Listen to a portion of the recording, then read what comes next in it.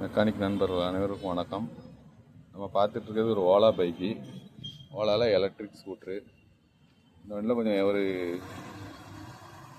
Disc complaint, அப்புறம் electric கொஞ்சம் problem. இதுக்காக அந்த வண்டியை ஃபுல்லாக பிரிச்சிருக்கோம் ஃப்ரண்ட்டை மட்டும். இது வந்து இக்னைசிங் லாக் இல்லாத மாடலு.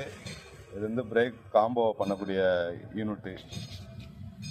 சைட் லாக்குக்கு இங்கூடி மோட்டர் டைப்பில் கொடுத்துருக்காங்க. பாஸ்வேர்டு லாக் வண்டி தான்.